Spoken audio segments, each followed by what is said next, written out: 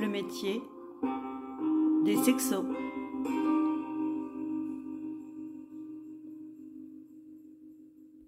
Bonjour, je m'appelle Pascal Skomski. Je suis sexologue depuis 2019. Et il y a quelque temps, j'ai eu plusieurs demandes de partage, d'interviews de la part d'étudiants qui voulaient comprendre c'était quoi mon métier. J'ai pris plaisir à échanger avec elles, avec eux, et je me suis rendu compte qu'il aurait été plus judicieux de créer une sorte de catalogue du métier des sexos, car j'ai une certaine manière de proposer mes accompagnements. Et mes collègues ont d'autres ressources et d'autres manières de proposer leurs accompagnements. C'est dans cette idée-là que j'ai proposé de créer le métier des sexos.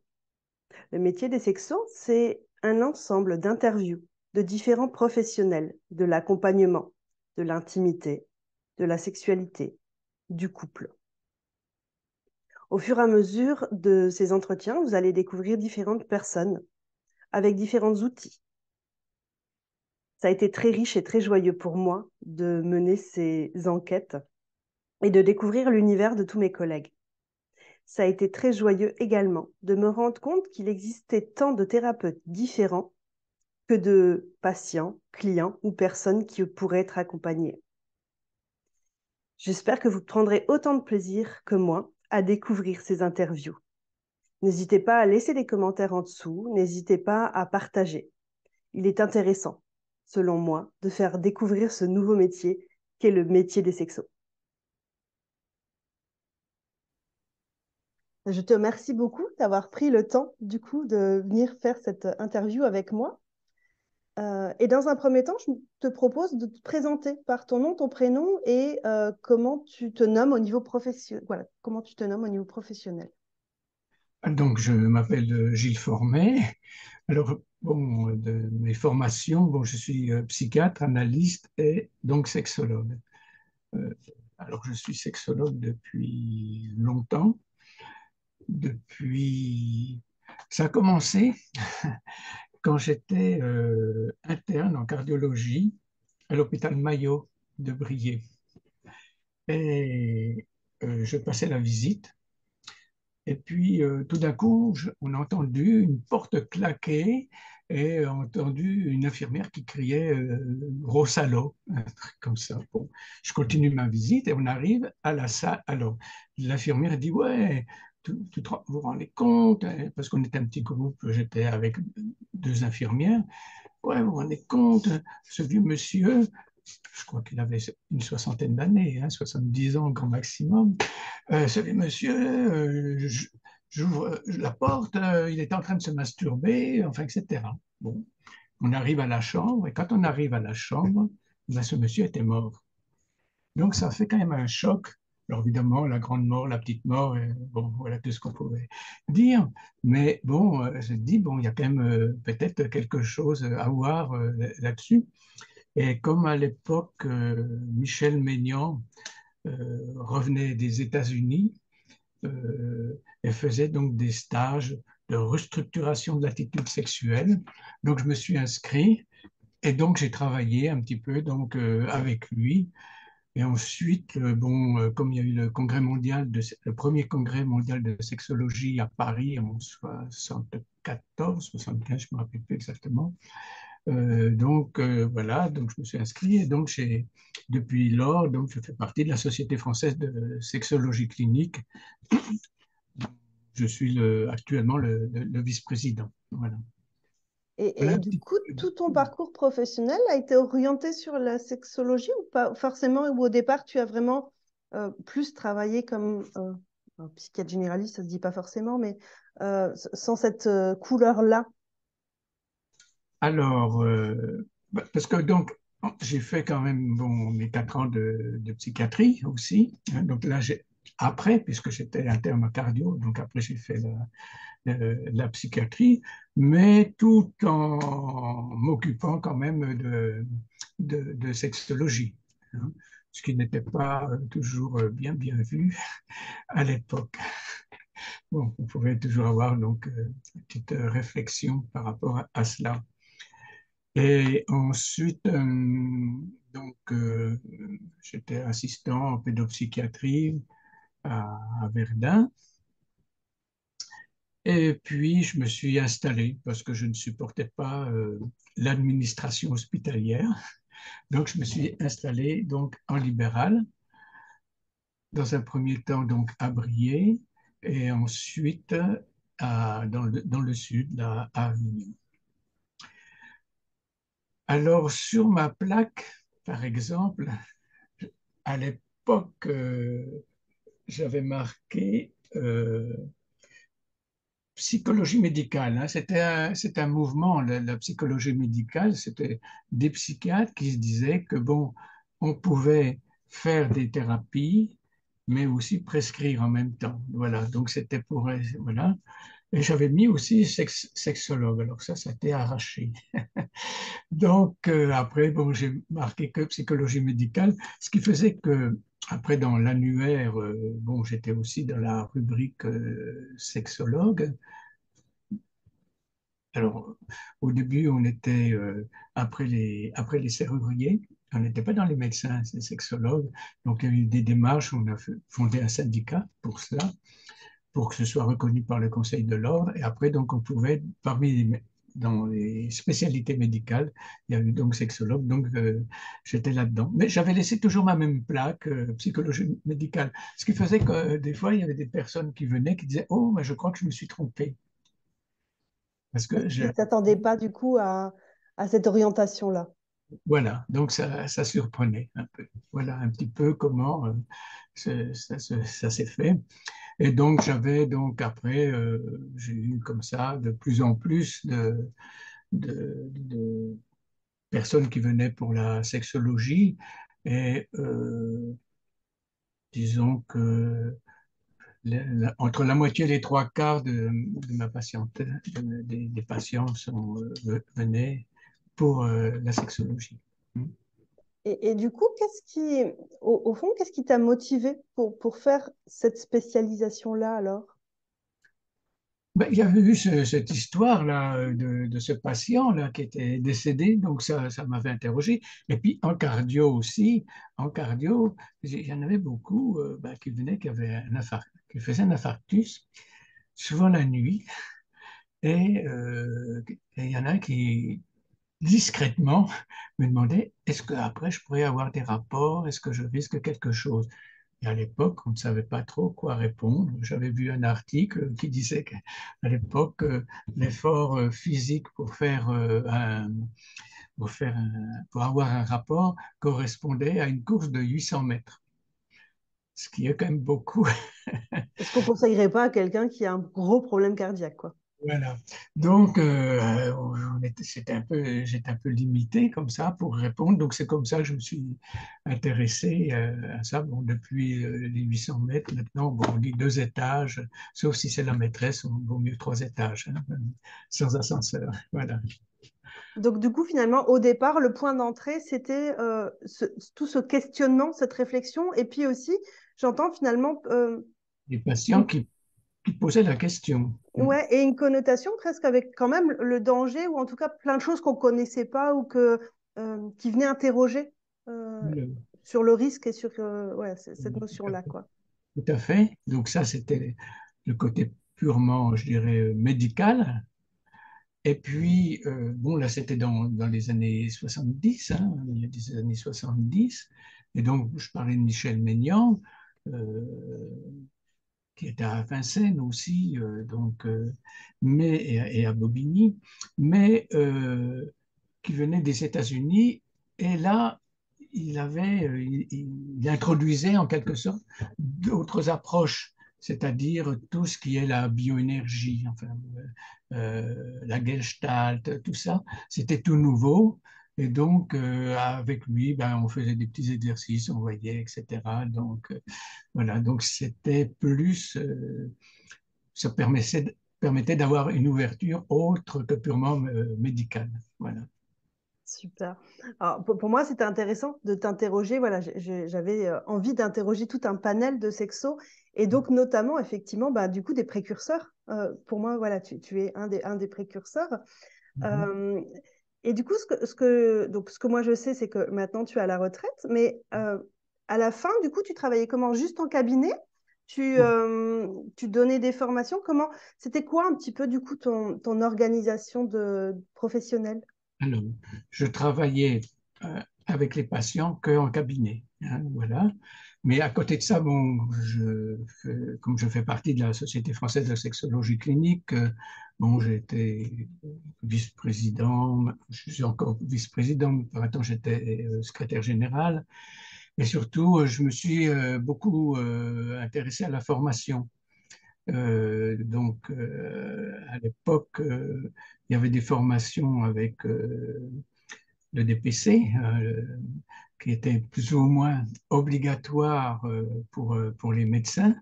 Après, ça s'est ouvert donc aux professions médicales. Mais donc, je m'occupais de cela, c'est-à-dire que je faisais des programmes et j'animais certains programmes de formation. Voilà. Donc, et même à la retraite, je continue toujours. Alors, bon, je ne fais plus trop de DPC ou de FAF, mais dans le cadre de la Société française de sexologie clinique, on a des journées de formation. Il y en a une il n'y a pas longtemps, là, le 1er avril, la prochaine c'est le 30 septembre. Voilà, donc on fait toujours, dont une dont on t'avait invité à une Tout fois. à fait. Voilà. Pour toi, au niveau des compétences qui sont nécessaires pour exercer cette profession, ce seraient lesquelles? Ah, c'est-à-dire que si on regarde l'évolution un petit peu aussi de la sexologie, il y a eu,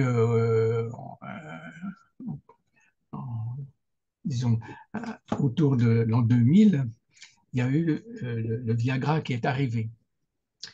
Et là, ça a changé énormément les choses, surtout au niveau médical, parce que c'était simple, hein, faire une ordonnance, marquer Viagra, et puis hop, voilà.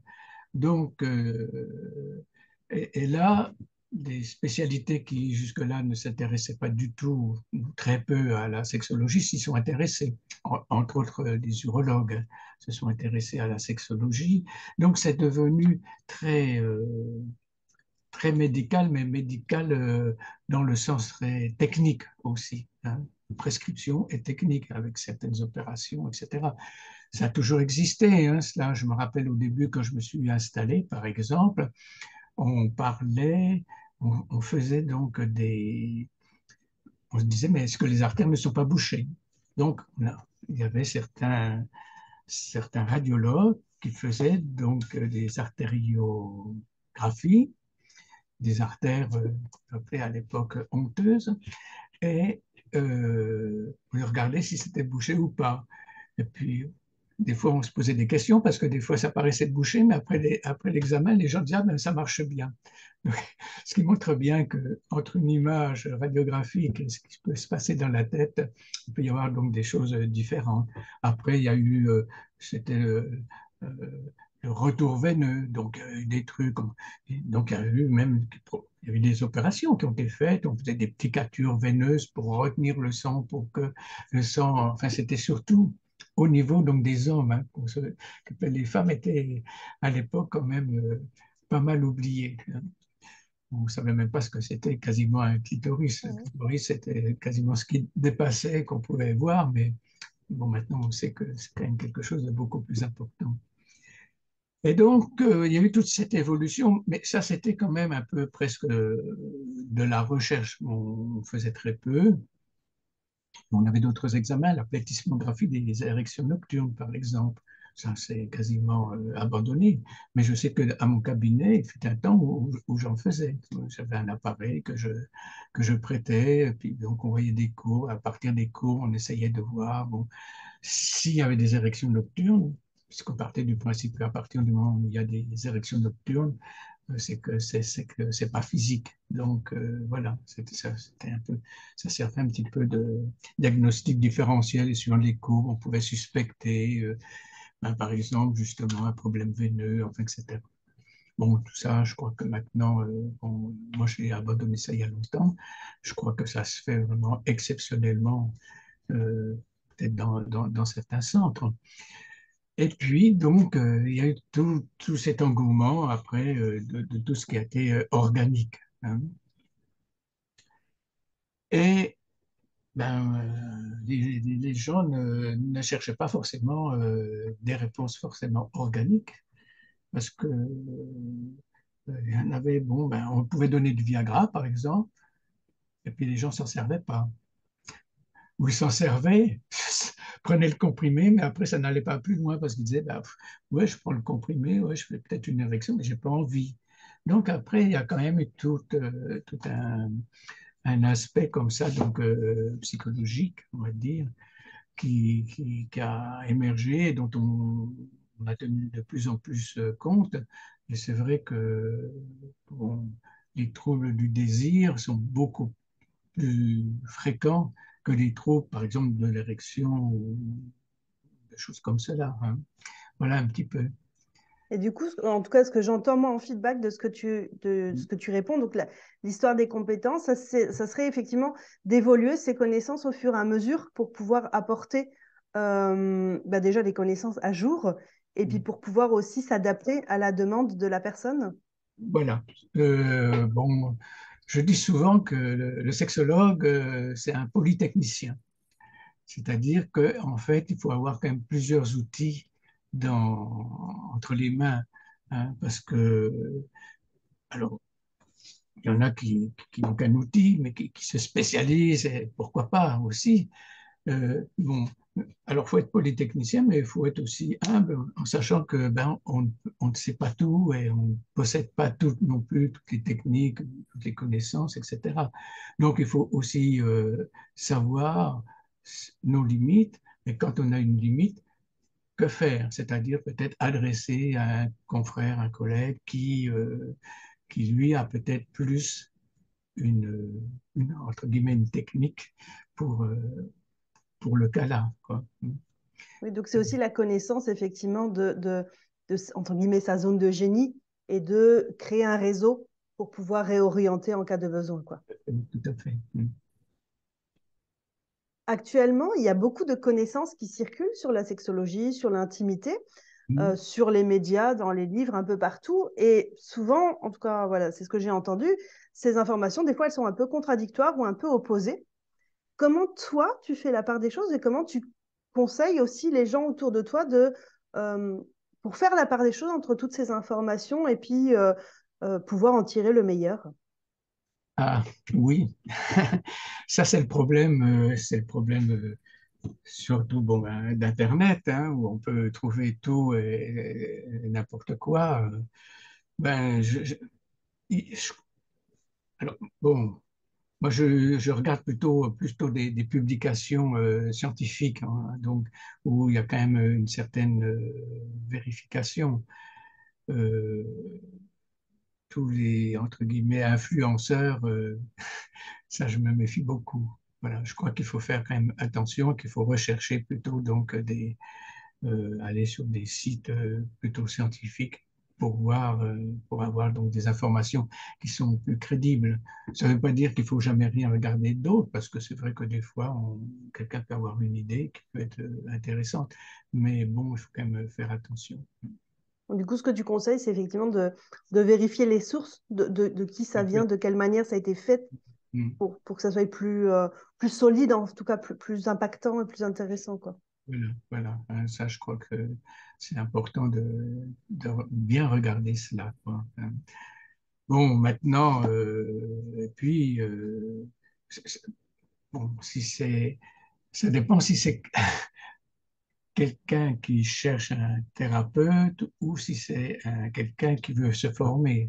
Il y a aussi peut-être une différence. Et je pense que c'est important bon, de se rapprocher disons, de sociétés savantes.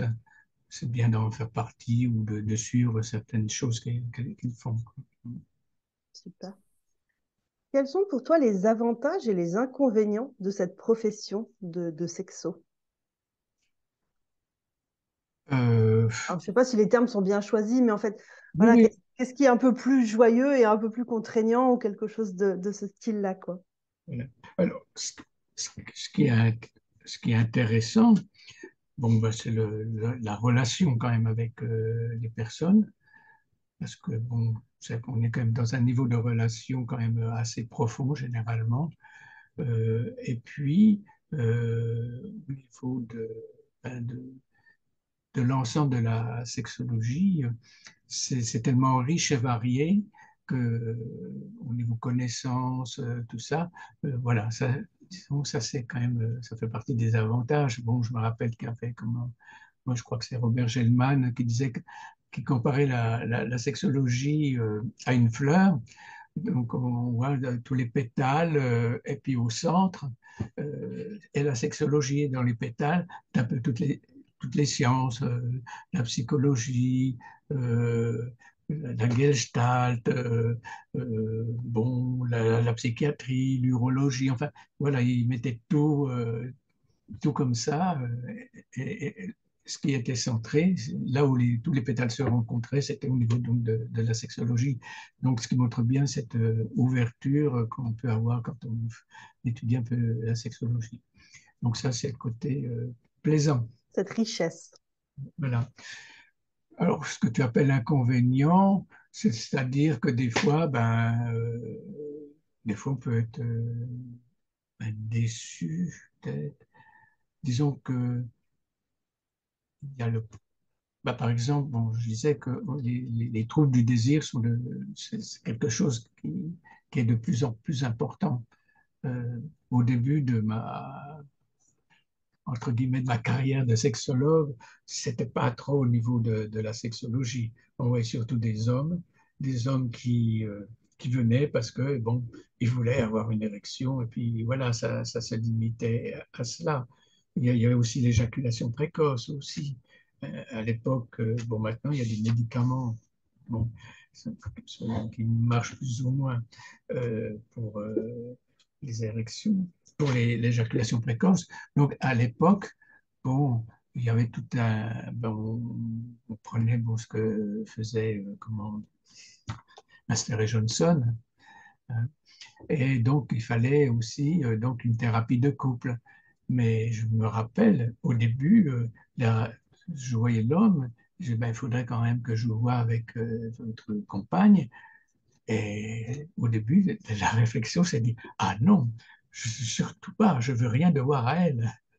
Bon, alors tout ça, ça a changé. Maintenant, même souvent, les gens viennent directement en couple. Donc, il y a eu donc, comme ça donc, des changements. Mais c'est vrai que bon, les troubles du désir, c'est quand même des choses quand même qui sont difficiles. Et c'est vrai que les résultats ne sont pas forcément à la hauteur de ce qu'on pourrait en attendre. C'est peut-être là où il y a peut-être un petit peu bon, une déception en quelque sorte. Oui.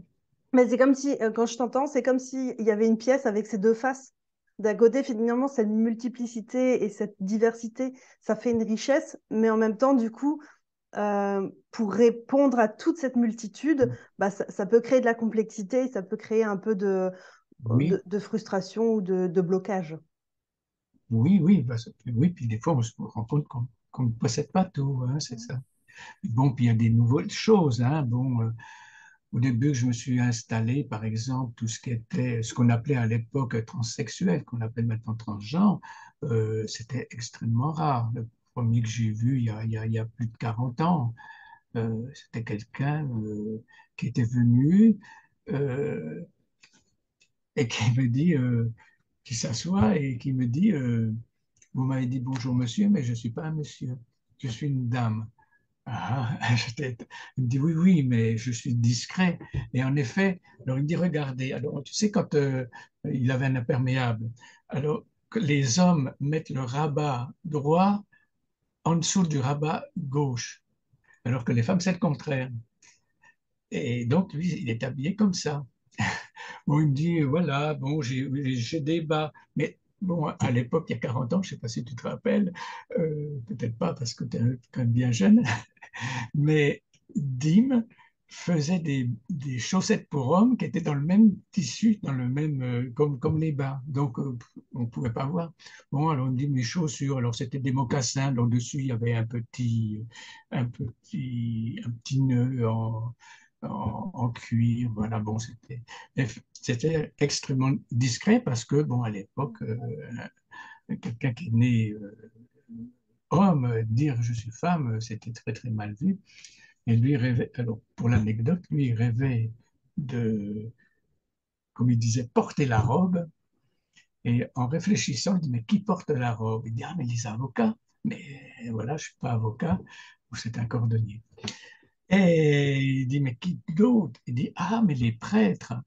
Donc, du coup, il avait une cinquantaine d'années, il a été à Lyon au séminaire d'évocation tardive. Et tout de suite, dès qu'il a été pris, tout de suite, il a voulu porter la soutane, etc. Ça a intrigué quand même la, la, la volonté, l'empressement qu'il avait à porter une soutane. Et comme bon, dans les séminaires euh, parce qu'avant, il y avait deux sortes de séminaires, les petits séminaires et les grands séminaires. Les séminaires de vocation tardive étaient considérés comme des grands séminaires. Et à partir de ce moment-là, dès que tu étais séminariste, tu pouvais porter la soutane, mais ce n'était pas une obligation, assez peu le faisaient, mais lui, c'est vraiment précipité. Et son directeur de conscience, parce que dans les séminaires, un séminariste, ça ne s'appelle plus comme ça maintenant, devait avoir un directeur de conscience, etc. C'est beaucoup interrogé et lui a dit, bon, je ne crois pas que ce soit vraiment un motif de vocation, il vaut mieux aller voir un psychiatre. Donc c'est comme ça que j'ai vu cette personne. Donc c'est pour dire, mais c'était très très rare, quoi. Alors que, bon, maintenant, c'est quelque chose de très fréquent, avec maintenant d'autres interrogations, par exemple, sur les enfants. Puisqu'il y a maintenant de plus en plus d'enfants, enfin, d'adolescents, mais aussi d'enfants, qui disent il y a quelques 6-7 ans, ouais, je ne suis pas du sexe qu'on m'a affublé, etc. Donc, il y a des tas de choses qui interrogent. Alors, il y en a qui sont pour, il y en a qui sont contre. Et là, c'est quand même quelque chose d'assez... Ça bouge. Ouais, voilà, Ouais. De ce que tu parles, du coup, c'est autant les compétences en sexologie qui vont évoluer que la culture qui bouge aussi et qui fait que du coup, on vient se re-questionner. Et du coup, à la fois, c'est quelque chose de riche parce que c'est intéressant que ça bouge et que on développe des choses. Et à la fois, ça demande à chaque fois un investissement ou de dépasser ce qui est posé pour venir élargir ses connaissances et puis de comprendre ce qui se passe, quoi. Voilà, tout à fait. Quel conseil tu pourrais donner à un étudiant ou une étudiante qui souhaiterait s'orienter vers ce domaine-là? Moi, je lui conseillerais quand même d'avoir une formation solide aussi, hein. Ça, je crois que c'est quand même quelque chose d'important. Et de faire partie de sociétés savantes aussi, parce que bon, dans les sociétés savantes, bon, on a des formations, on a des formations, des informations, etc. Et puis, ça permet aussi ben, de rencontrer du monde et de ne pas rester dans son petit cadre. Je crois que ça, c'est quelque chose d'important. Mais il faut faire quand même aussi des formations, je disais, solides, pas faites par n'importe qui, pas une formation faite simplement sur vidéo ou sur 2 demi-journées. C'est pas sérieux, ça. Donc, c'est venir développer à la fois son savoir-faire et son savoir-être, quoi, finalement, quelque chose comme ça. Le fait de venir aussi réfléchir, ça vient aussi venir réfléchir sur soi et élargir ses visions et ses connaissances. Voilà. Et puis, si possible, aussi faire partie de groupes de supervision. Alors que Donc, c'est quelque chose qui, apparemment, bon, on voit qu'il y a de moins en moins, justement, de personnes qui font des supervisions. Les gens en formation ne vont plus trop en supervision, alors que, bon, il y a 20 ou 30 ans, c'était systématique. et du coup, la supervision, c'est quelle plus-value selon toi?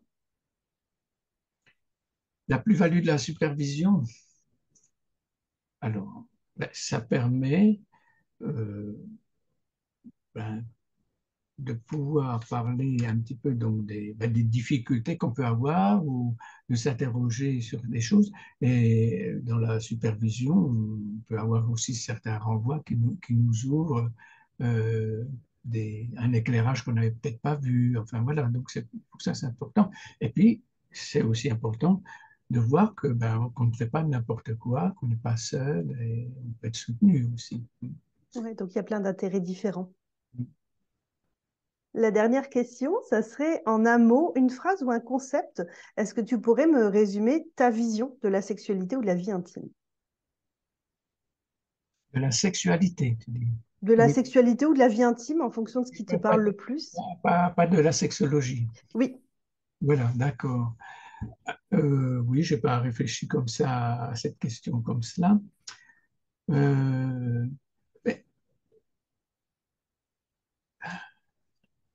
je dirais que la sexualité, c'est pas tout, parce que on se rend compte maintenant qu'en fait, l'attachement et la relation, disons, amoureuse que peut avoir deux personnes, plus, mais enfin, disons deux personnes, c'est pas simplement la conjonction de deux organes génitaux. Et que, alors ça, je m'en suis aperçu ben, un peu peut-être, bon, parce que des thérapies de couple, on en fait de plus en plus, parce que les couples viennent plus facilement.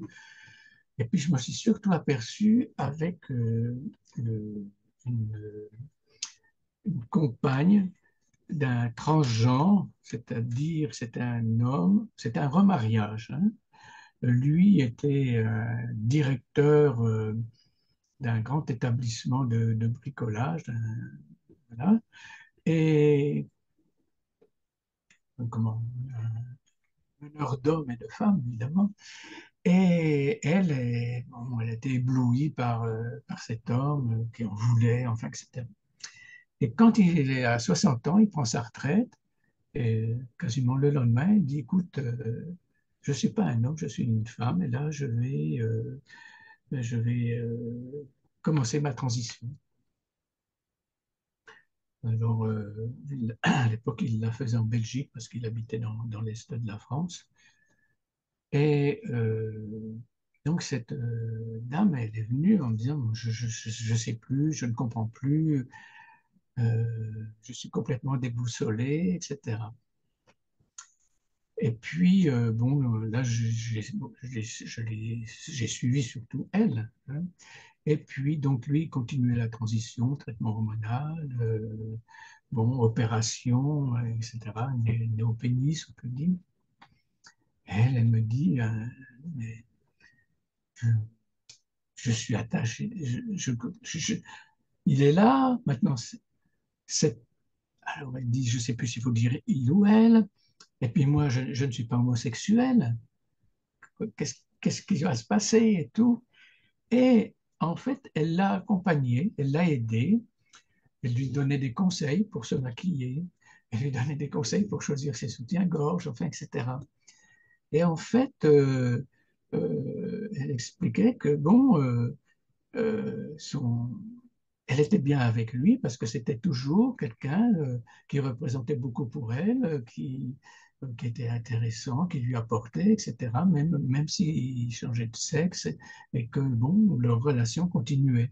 Bon, alors c'était pas, évidemment, on m'a posé la question dernièrement parce que la dernière formation qu'on a fait le 1er avril, c'était sur les transgenres, et j'avais parlé de cette personne. Alors, il y en a évidemment qui m'ont dit, mais au niveau rapport sexuel, comment Mhm. ça se fait? Alors, en fait, elle disait, ben, on a maintenant, c'est quelque chose de plutôt des gestes affectueux, tendres, et on se contente, on est content de tout ça. Voilà. Donc, c'est pour dire aussi que c'est important, donc justement, l'importance de la relation, peut-être qui ne se limite pas qu'au sexe. Voilà. Du coup, effectivement, alors, si je devais résumer en une phrase, ça serait la sexualité, ça se résume pas que à la génitalité, mais c'est quelque chose de plus vaste que ce sujet-là. Voilà. Et que si de ce côté-là, ça faillit un petit peu, il y a quand même tout le reste qui compte. te remercie vraiment de ce temps de partage, aussi de toutes ces images. C'est intéressant aussi voilà, de pouvoir partager la réalité de tes expériences. Euh, Vraiment, merci beaucoup à toi d'avoir participé. Mais je t'en prie.